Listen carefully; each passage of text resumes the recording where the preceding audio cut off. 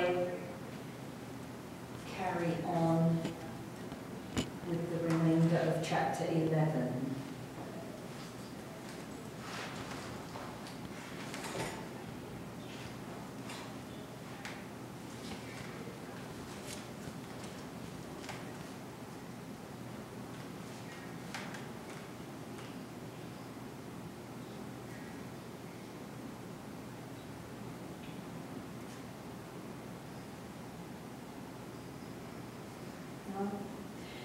Okay, so we were looking at the thirst mechanism and the fact that because the receptors in the hypothalamus are going to recognize the plasma osmolality, so whether or not the plasma is dropping a little bit, or what the balance of the electrolytes in the plasma is, and then that stimulates our thirst mechanism, then by default that means that we're hydrated, or dehydrated rather, by the time we feel thirsty, right? So it does stimulate us to drink something, but it means that we were already dehydrated, and then if we're in class or if we're doing something that takes a lot of concentration or we're training, then we're going to see decreased performance. So we want to try and not get to the point where we're thirsty if we can help it. Humans are pretty slow hydrators, so if those of you that have dogs, think about how quickly, if you take your dog out for a run and then you put down a bowl of water, how quickly the dog will drink the bowl of water. And so they're very good at that, we're not. If we follow just our thirst, then that's not going to result in full hydration very quickly. So over a 3-hour period, they estimate that probably we'd only replace up to 70% hydration. Okay, so we want to try and drink a little bit extra. We want to drink more than we want to drink. And so we have to be a bit more disciplined about it and drink a little bit on a regular basis rather than wait and have one big long drink, right?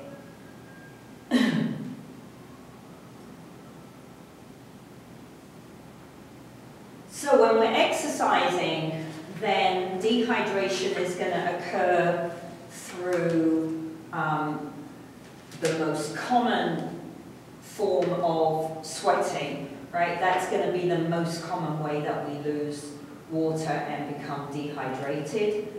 And that water is going to come from the plasma, blood plasma. It's going to come from intra and extracellular fluid, so inside the cells and surrounding the cells of the muscle tissue, the skin, our organs, and even to a little bit bone. The body's very good at maintaining water in the brain and the liver, so we don't see a drop in water content in those two organs, which is really important. All right?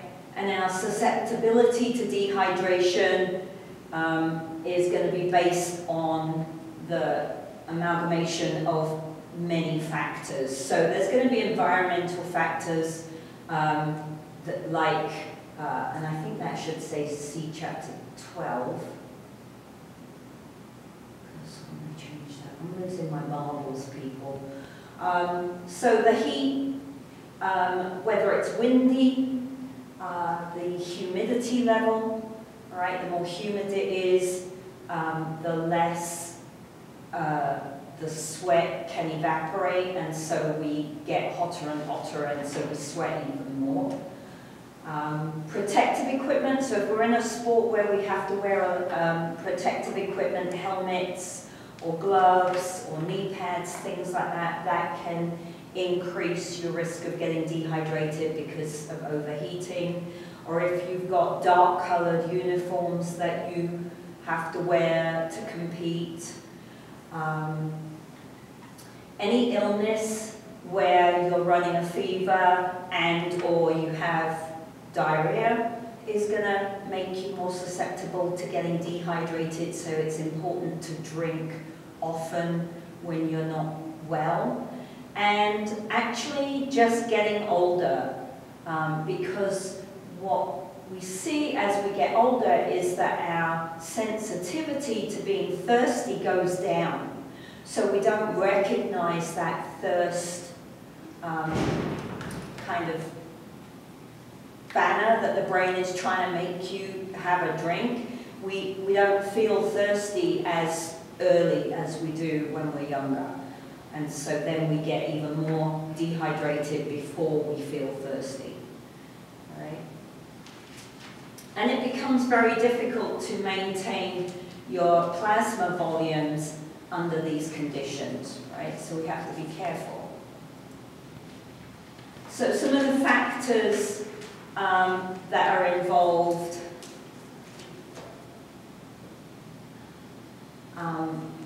when we look at the effect of dehydration on aerobic performance, so running, biking, or even just going out hiking in the wilderness area or in the national forest, any of those kinds of activities are going to be impacted quite dramatically if we get dehydrated. It only takes a 2% reduction in body mass to see a pretty big impact on aerobic performance. Okay?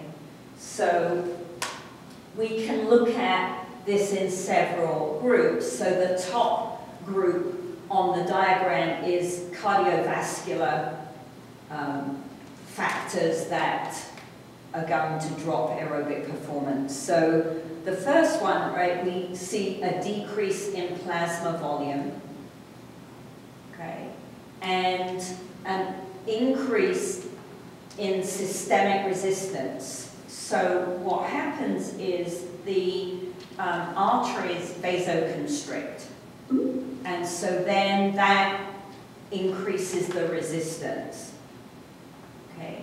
And we see a decrease in stroke volume because of the decrease in plasma volume, and therefore we also see a decrease in cardiac output, even though we get an increase in heart rate. Heart rate goes up somewhere between 3 to 5 beats on average per minute per 1% dehydration that you experience.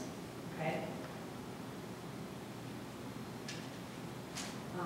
Metabolic, we see a decrease in VO2 peak, a decrease in lactate threshold, increase in glycogen use at any intensity level. So because we're not able to carry oxygen well in the bloodstream, then we start to see a switch back to using glycolysis, and so therefore we see more blood lactate. Okay? And then we've also got thermoregulation issues as well as metabolic and cardiovascular, because we're going to hopefully not too dramatically, but we'll start to see an increase in core temperature as we get more dehydrated, and eventually, instead of sweating more, we'll start to sweat less because the body tries to conserve what water is left. All right, so your sweat rate actually goes down when you become very dehydrated. And we see a decrease in skin blood flow, which then feeds back to an increase in core temperature.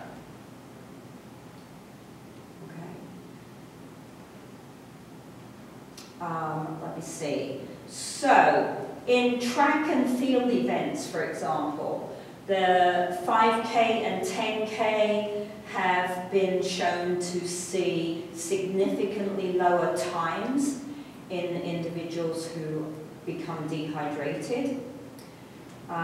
If we're training like 3K, repetitive 3Ks, then we start to be slower at around 1.5 to 2%. Rowers, there's a really interesting research paper that they talk about in the chapter where they were looking at rowers, which is a hugely aerobic metabolic event. I mean, it's even a short rowing race is very cardiovascular heavy, all right, even though it's a power event at the same time. They were looking, they dehydrated the rowers to 5%, and what they saw was a drop of 22 seconds for a 2K race. So that's a huge drop in time over just 2K. All right.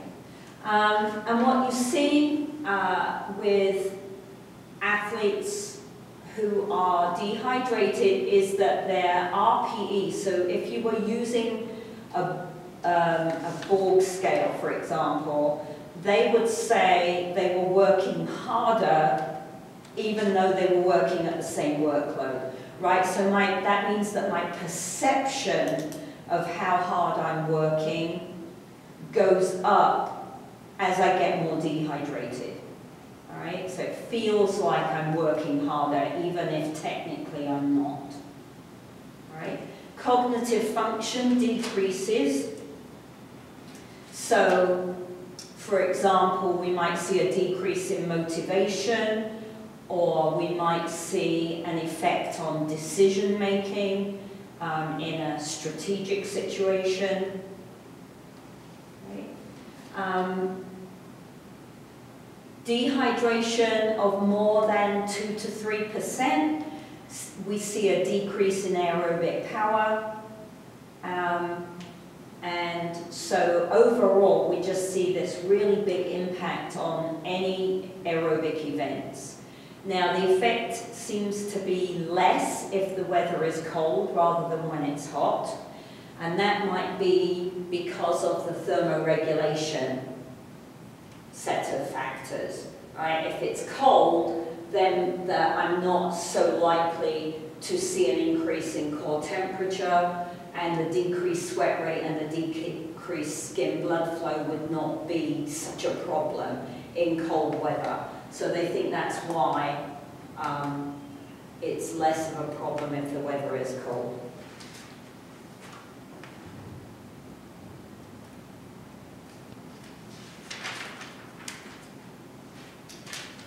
So when we look at anaerobic events, so like strength, power, sprint type events, the research is not very consistent, but overall the belief is that you've got a bigger window for dehydration before you see an increased decline in performance.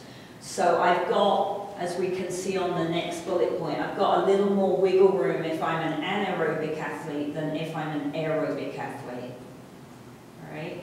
So 3 to 4% loss of body mass. The research has shown a loss of muscular endurance.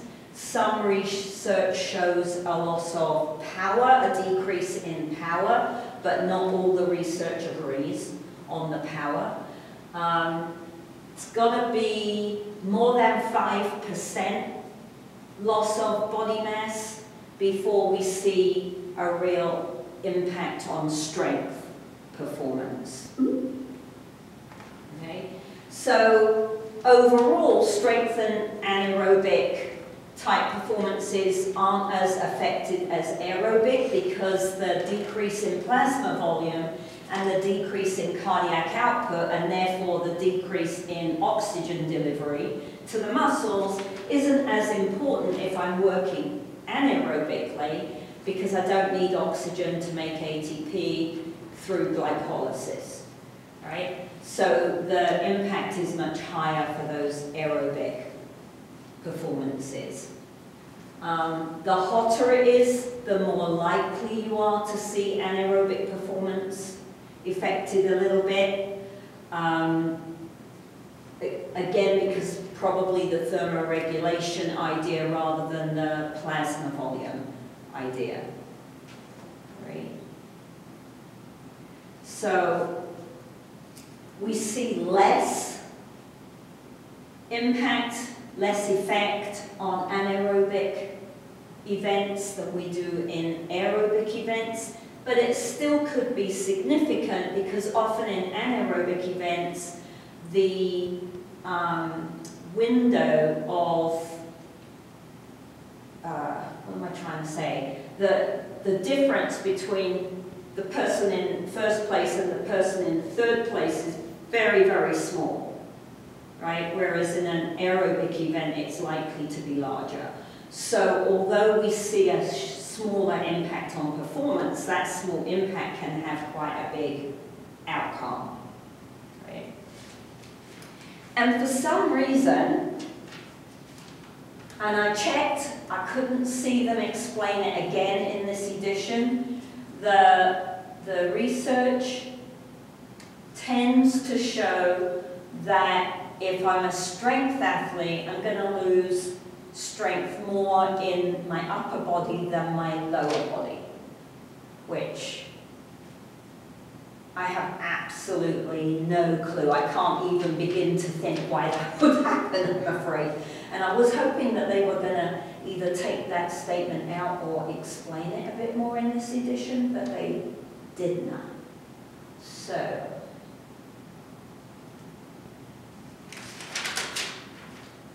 all right, so onto the kind of applied part of how do we know, right? How do we measure hydration status in an applied situation rather than a lab scenario, right?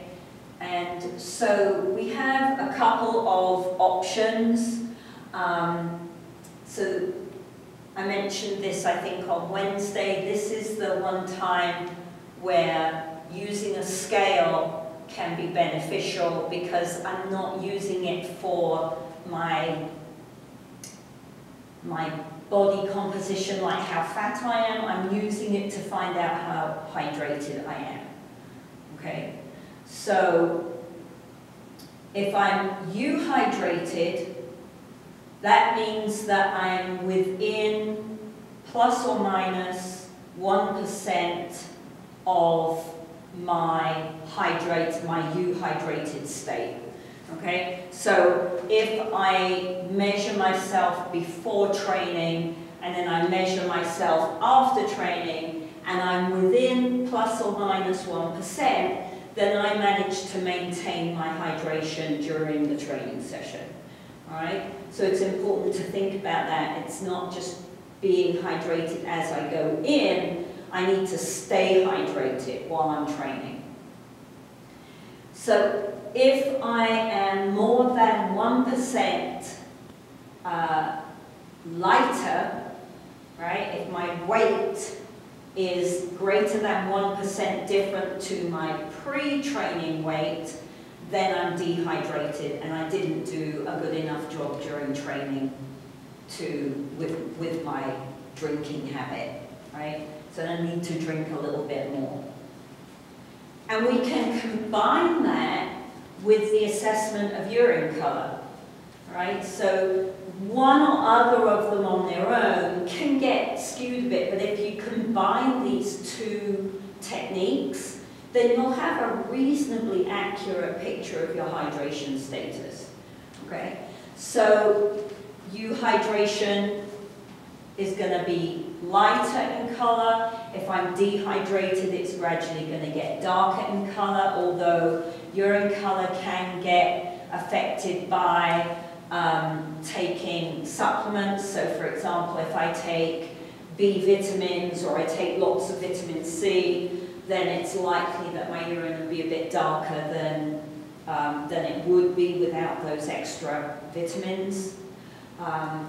If I drink fluid after a session when I'm dehydrated, that makes me go pee more quickly, and so that can skew the results for a little bit until things settle down and I get myself hydrated properly.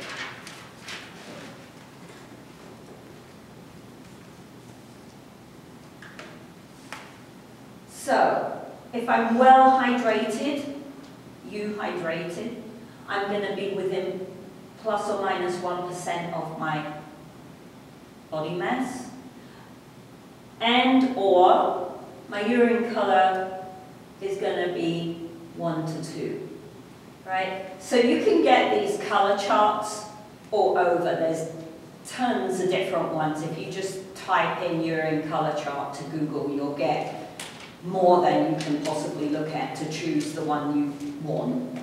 I like this one because it has the red line at the point where you need to be starting to pay better attention to what's going on.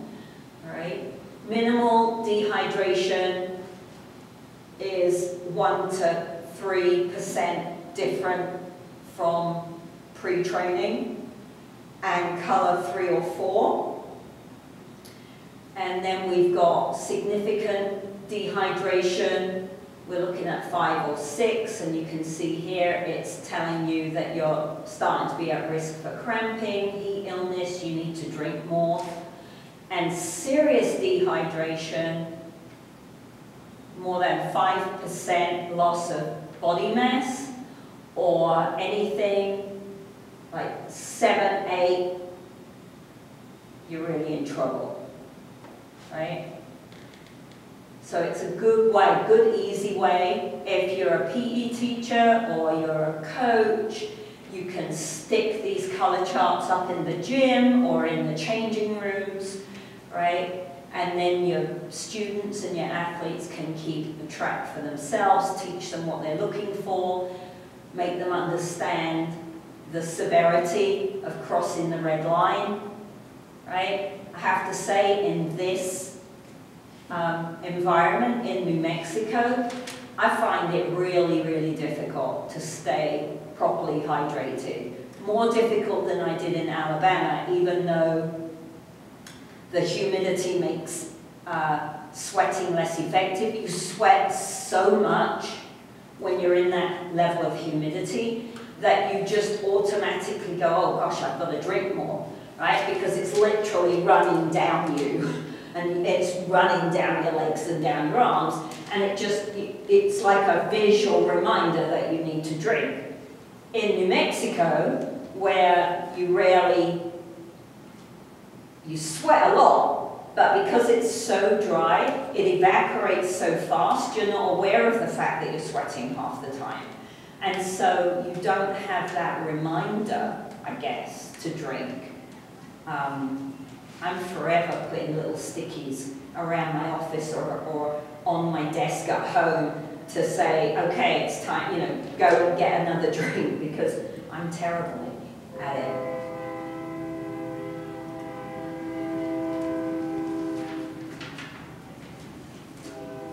Okay, so then the opposite picture. What happens if we drink too much water? So instead of being hypohydrated, we become hyperhydrated, right? So sometimes it's called water intoxication.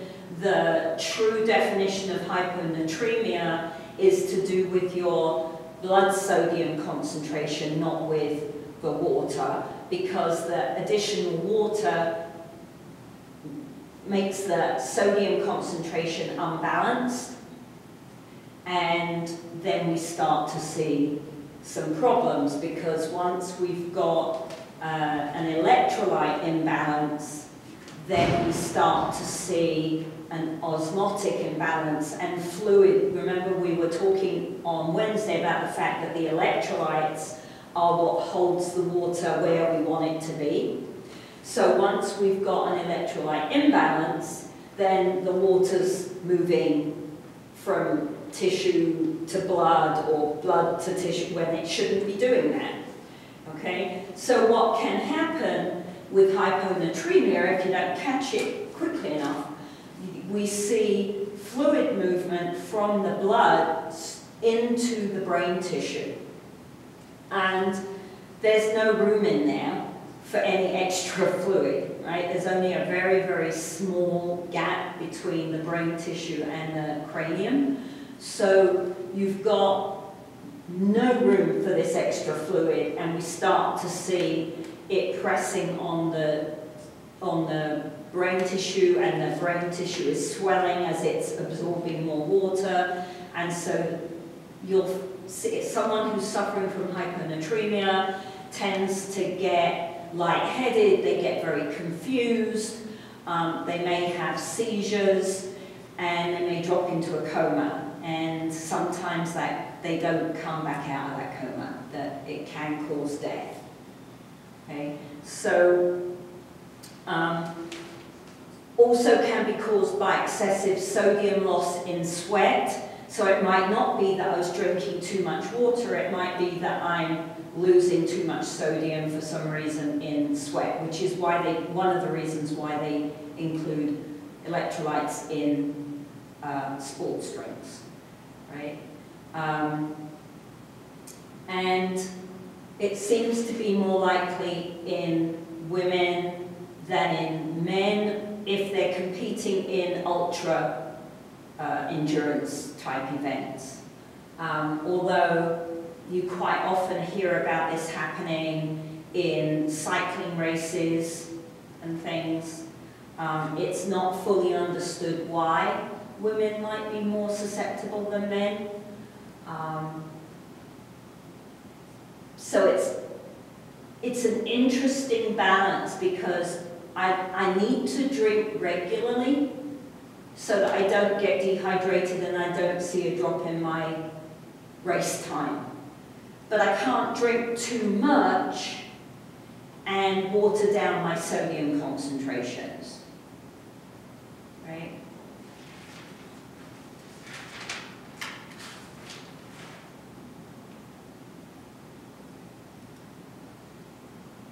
Oh, and these should say 11, sorry. So, hydration guidelines. There are hydration guidelines at the ACSM, there are hydration guidelines at the CDC, they're all over, right? Generally they agree, although they might, the specifics might be a little bit different depending on which organization you look at. But the overall picture is that it's important to begin training or begin the competition in a fully hydrated state, right? It's important to maintain hydration during the activity, and it's important to rehydrate afterwards if necessary, right? They suggest the fluid should be palatable, so oftentimes sports drinks will have flavorings and things in them because that makes them taste better and people are more likely to drink them, right? It wants to be cool, not freezing, right? It doesn't need to be ice cubes. It needs to be cool, right? 70 degrees, but it doesn't have to be freezing. And again, depending on the length of the event, it's probably going to need some electrolytes. Again, I guess because, well, the length of the event and the temperature and the environment. Okay? So the recommendation is to develop personal hydration plans.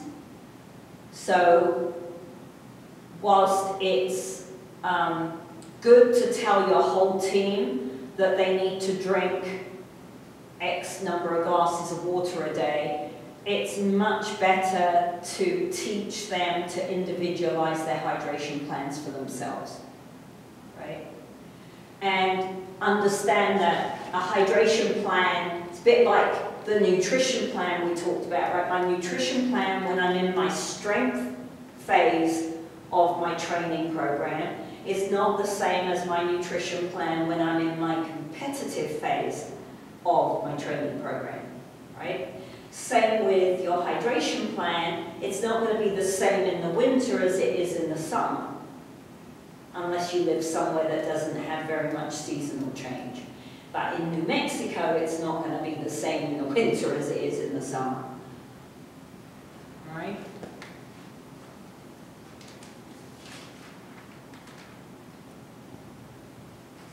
Questions?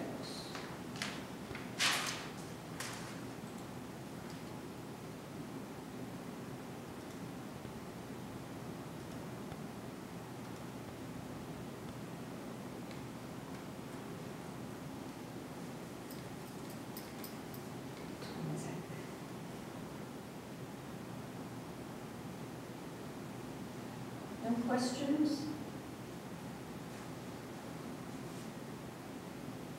No, ma'am.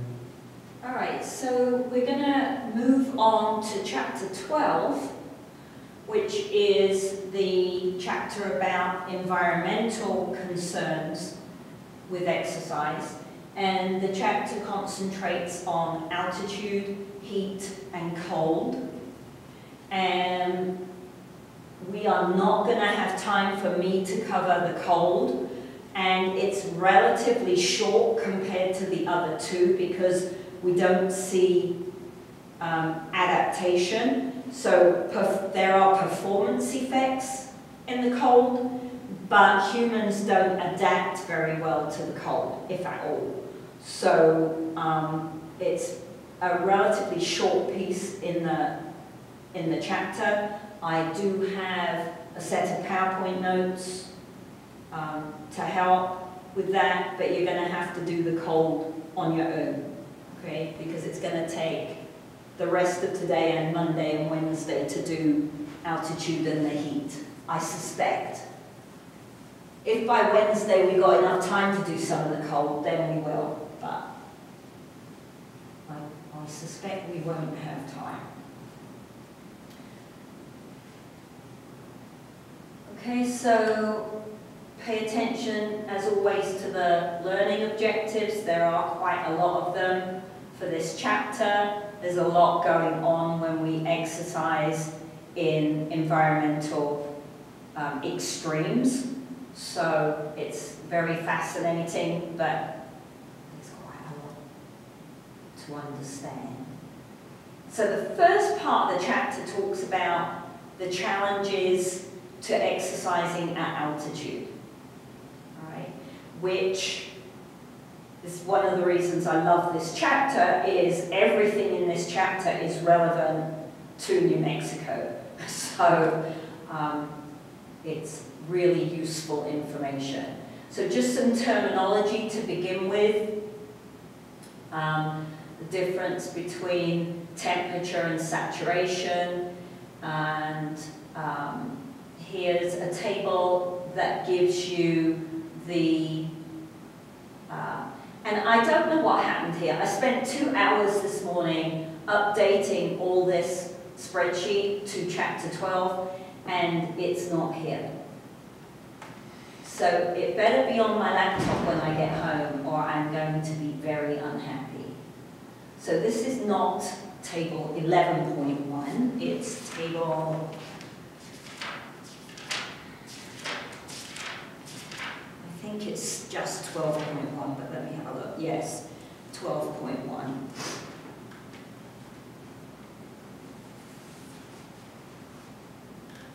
So percentage of oxygen is 20.95 at sea level. It's 20.95 at whatever altitude you're at, right? The percentage of oxygen does not change. What changes is the partial pressure, right? So at sea level, the barometric pressure is 760 millimeters of mercury. What happens as we go up in altitude is that the pressure decreases. And because the barometric pressure decreases, the partial pressure of the gases within the air decreases. And if you remember our pressure difference situation, right, remember that it's the pressure gradient that drives the oxygen across the membrane. So as the pressure gradient decreases, moving oxygen across the membrane becomes more difficult.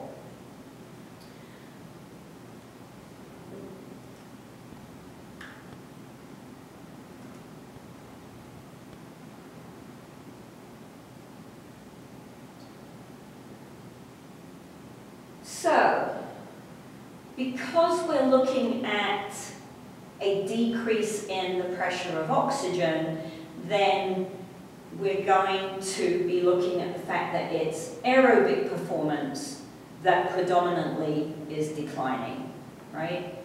So at about just under 2,500 feet, we start to see some decline. Here in Portales, we are about 4,000 feet. So if you bring athletes in who have been training at sea level and you bring them into Portales, it's going to take them a little while to acclimatize, right? But you're not going to see huge declines in performance until you hit 5,000 feet. Right? So at 5,000 feet, the decline in aerobic performance starts to become more obvious. Denver is 5,100 and something or other, I think, or 5,003. But it's a little over 5,000 feet in Denver. So if you go to Denver for the weekend or you go to visit friends and you go hiking around there, then you're going to have a little bit of trouble, but you'll have less trouble if you go from here, because it's only 1,000 foot or so difference, than if you go from sea level to Denver, right? Then at about 7,250 feet, we start to see some significant differences. So we have impaired oxygen consumption and therefore impaired endurance performance, and we see a decline in oxidative phosphorylation system 3, right? So we have to revert back to using more glycolysis and less aerobic metabolism over 7,000 feet, right? So, you know, if you think about downhill skiing, or even cross-country skiing, or snowshoeing, or mountain climbing, right? They're often way over 7,500 feet, right? 10,000 feet is about 3,000 meters. So Cloudcroft is about 10,000 feet. The top of Sandia Peak outside Albuquerque is about 10,000 feet, right? Albuquerque City isn't at 10,000 feet because it's in the valley there, right? I think it's at, I don't know, something like 6,000. 6,000? Albuquerque? Just under. About a mile. About a mile? Yeah, it's about 6,000, I think. Right? But if you drive out of town and you drive up the back of the mountain to the peak, now you're at 10,000. It's a big jump between the city and the peak of the mountain. Okay?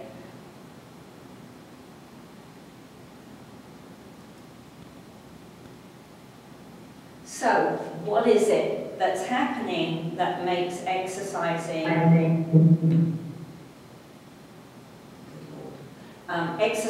at altitude difficult?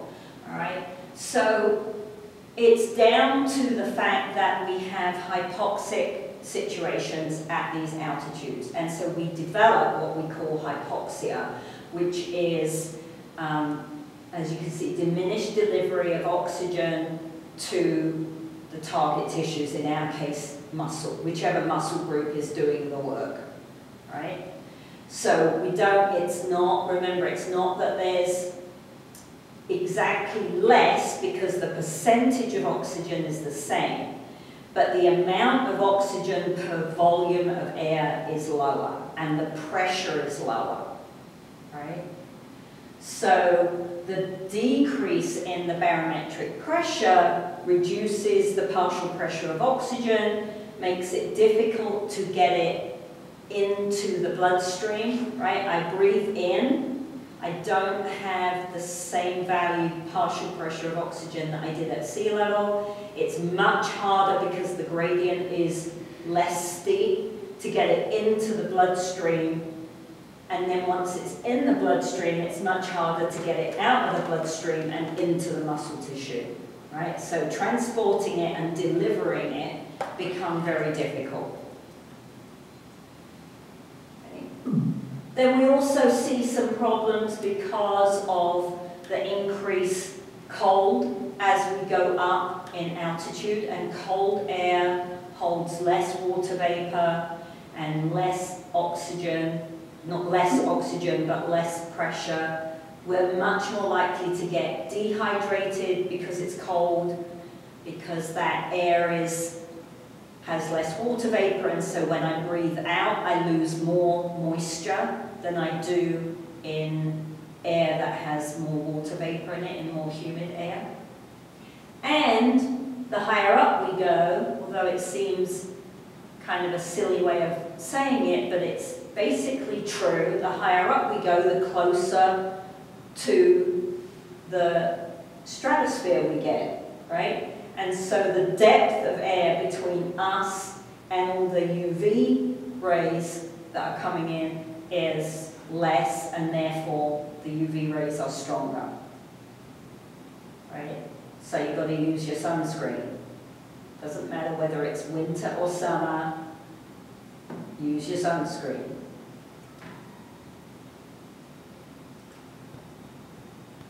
Okay, we'll look at this quickly now and then we'll review it on Monday, all right? On the left-hand side, this is the picture you had before in the, I think it was in the respiratory chapter, right? So here's my 760 millimeters of mercury. I've got, therefore, a partial pressure of oxygen of 159 coming into the lungs, right? The lungs are at about 104. The blood coming in is at 40, so I've got a very steep gradient, easy to dump loads of oxygen into the bloodstream, round to the heart, round to the muscles. Big steep gradient here, 60 millimeters of mercury at sea level. On average, is the gradient between the bloodstream and the muscle tissue. So I can dump loads of oxygen into the muscle tissue, and then we recycle around and do it all again. Right? However, when we go up in altitude, the picture changes. So 4,300 meters, if 3,000 meters is 10,000 feet. This is about 14,500 feet-ish. Wheeler Peak, which is the highest peak in New Mexico, is 13,000, I know because I was just there a few weeks ago, is 13,100 and something, 30-something, I think. 13,100-ish feet high, right? If you go to Pikes Peak in Colorado, that is 14,300 and something. It's just over 1,000 feet higher than Wheeler Peak, Pikes Peak, right? So 14,300 meters is going to be about Pikes Peak-ish. 14,500 feet. Now look at the drop in the barometric pressure, right? We've dropped 300 millimeters of mercury. So my partial pressure of oxygen, instead of being 159, is down to 96. Into the lungs, we've got a partial pressure now of 27 instead of 40 in the pulmonary vein, right? Pulmonary artery, rather. And so that's still a pressure gradient. It's not as big as the one we had at sea level, but we can still offload some oxygen into the bloodstream.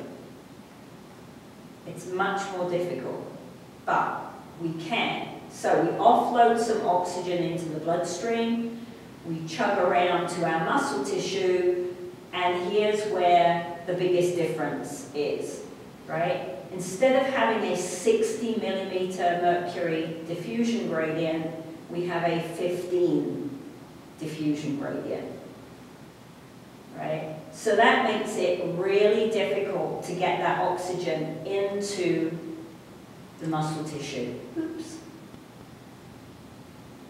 If I can't get oxygen into the muscle tissue, I can't run aerobic metabolism very long to get ATP.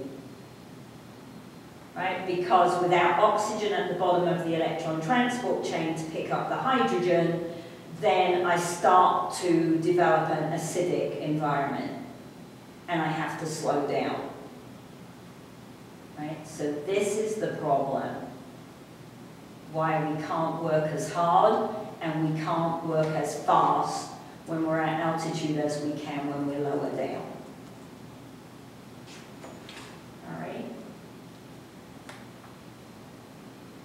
Okay, we will pick up from there on Monday. Questions?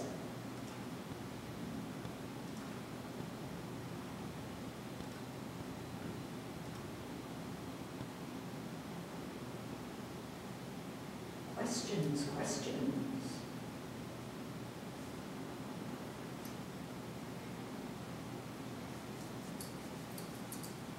Okay, well, have a lovely weekend, and I'll see you Monday.